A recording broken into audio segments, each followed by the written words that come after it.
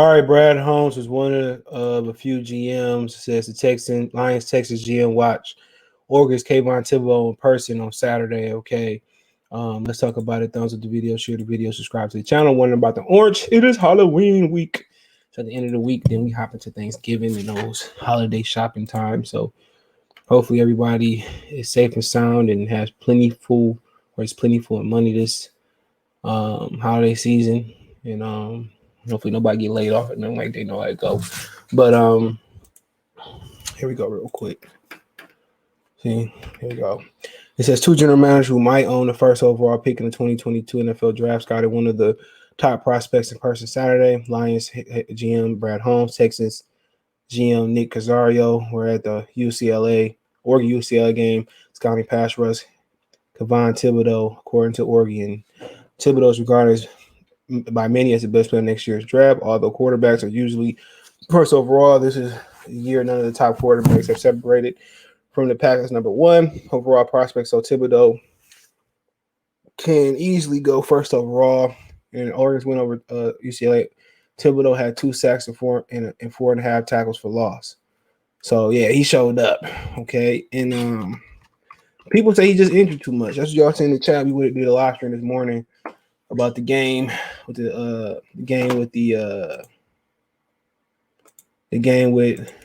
Rams. We kind of talk about the draft towards the end, and they say he's just too injured. And I actually finally looked at him for the first time the other day.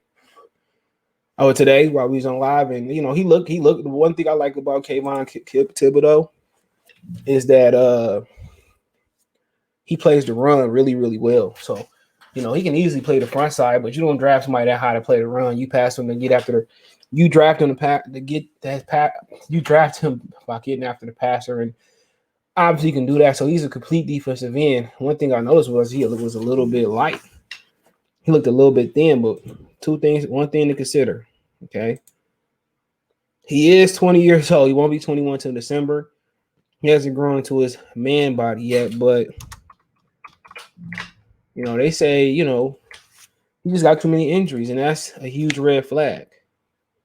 That's a huge red flag. So I don't know what everything about his injuries, but so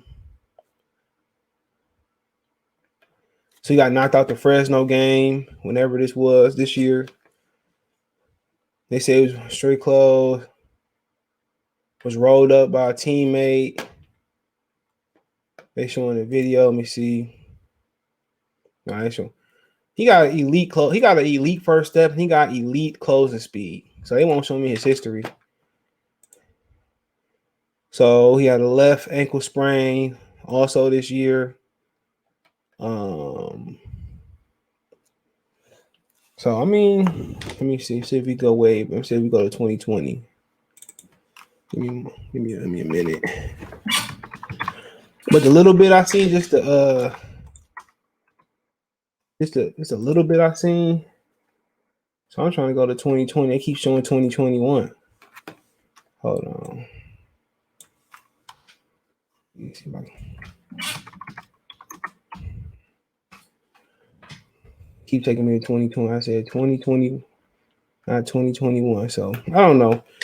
He was injured a couple times this season. I don't know what's going on, but apparently people in the comment section say he's too injured. Injury prone. And but if you one of the first things I noticed outside of skills was how thin he was. He's a very thin 6'5" defensive pass rushers, and people said that about Gregory Rousseau as well, that he was a little thin. But Rousseau, he has some injury issues too, but Rousseau played with power. Had Rousseau played his last season in college, he would have performed like he did the one season he went ham. He probably would have went. Who went number one this year? He probably would have been a top 5 pick. But when you got value like that at the end of the draft, that's what good organizations like Buffalo do. But yeah, he's thin. Yep. He went on long range. And good thing about he got long arms.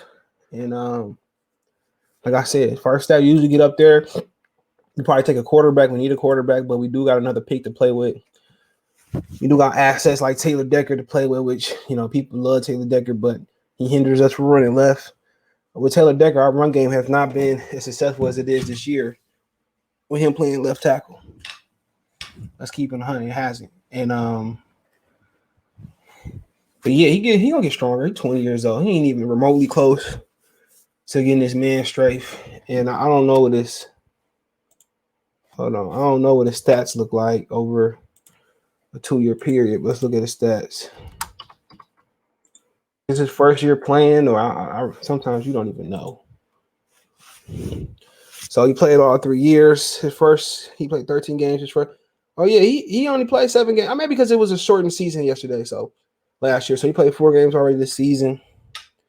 He had 9 sacks as a freshman, 24 solo tackles, 35 total tackles. Last year he had 3 sacks and 4 sacks this year so far. So he was injured sometime this year. I know that for a fact. So I mean, I don't mind if he can stay healthy.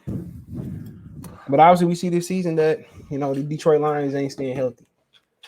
So they really can't afford to get somebody that's injury prone. That's not going to be there Sunday in, Sunday out.